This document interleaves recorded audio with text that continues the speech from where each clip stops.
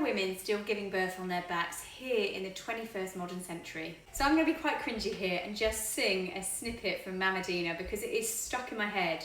Vagina to the floor, helps the baby find the door.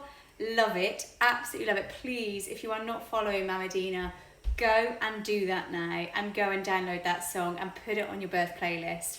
Every time now that I go into an antenatal and think about how to get that baby into a good position, I may just be singing this. Humour is a great way though to boost the oxytocin levels, so highly recommend that. So for as long as I have been a student midwife, what is recommended is upright, forward and open, thinking about gravity to help you, mobilisation, moving around, dancing, swaying, anything to get that baby pressing on the cervix, helping the dilation, the opening, helping baby get into a really good position for labour and birth. And gravity is a huge help.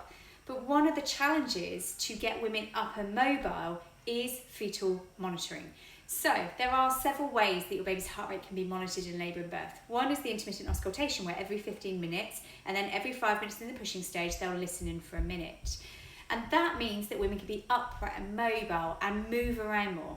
But since fetal monitoring and CTGs have been invented, they have restricted and reduced the mobility of women. And that in itself has posed challenges for women optimising their positions and getting to upright, forward and open positions. Because if there's loss of contact on that fetal heart rate trace, it becomes difficult to sometimes interpret it and know exactly whether baby's heart rate is okay or not. Now I do want to caveat this, no woman should be completely flat on their back. The times where a woman may be placed flat on their back might be vaginal examinations, but even then there should be slightly upright position where possible. Forceps and ventouses as well is where flatness will need to happen. And another position for a shoulder dystocia release, which is called McRoberts, where a woman will be placed flat and her legs will be brought back. Every other scenario should really optimise the oxygen to the baby by placing them on their side, being semi-upright as opposed to completely flat on their back. And really, if you can, if it's at all possible, getting that woman off of their backs really helps with that baby coming down, getting into a good position and really moving that labour along, but also helping that pushing stage. Another challenge with getting women off of their backs is epidurals.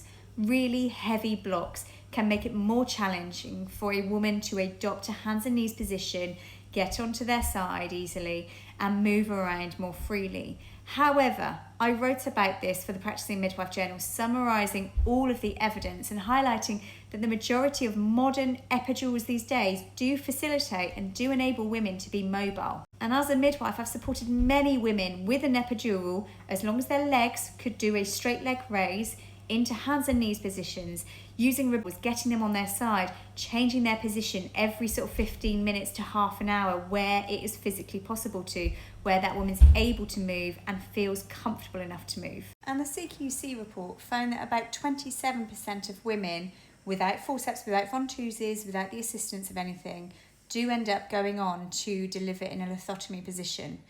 That does mean that positively that we have 73% of women who do birth their babies in other positions, whether that's hands and knees, standing, squatting, on toilets, on their side. There are other ways that babies can be born in different positions. And midwives do facilitate a lot of that and often encourage it as well. And continuous fetal monitoring really does make things more challenging, because the whole idea of continuous fetal monitoring is that you have a continual trace.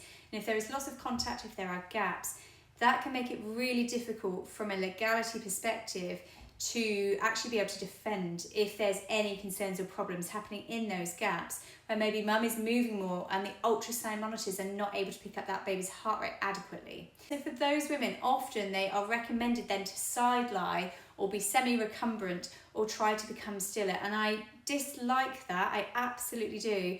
But there comes a challenge, particularly as a healthcare professional, where you need to weigh up how important is this baby's heart rate trace, what's happened before it, what's happening after it, what's going on in those gaps. There's also another aspect to consider as well, and that's the wires as well.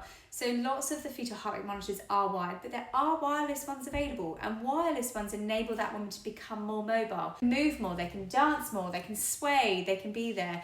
Sometimes it will mean that you need to hold that monitor in because it's an ultrasound and it can slip down, particularly with the jelly, to be able to help with the contact and also the monitoring. It might be that your partner can hold that in place. It might be that your midwife is free enough that she can be there holding it in place, so that way that contact is better without having to recommend you changing your position. It may also be that a fetal scalp electrode could be considered in these cases. What that will enable you to do is be more mobile, but it does require a little scalp electrode going underneath the surface of your baby's skin to monitor them continuously.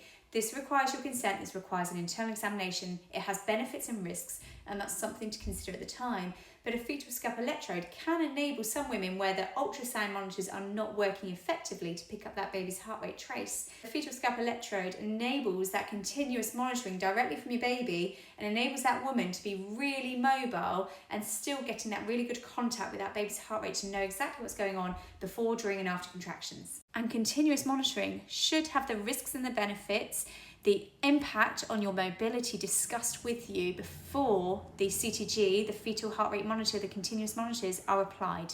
And really this should be an antenatal discussion, and also for you to find out whether or not there are the options of wireless monitors in your trust or not, because it does vary depending on where you are, because wireless heart rate monitors cost a significant amount of money. Now positively, only 27% of women are birthing on their backs in a lithotomy position in unassisted vaginal births. Now that number could absolutely be better, don't get me wrong, because these are women who don't have forceps and Ventouses. So you still have to ask the question, why are they in that position?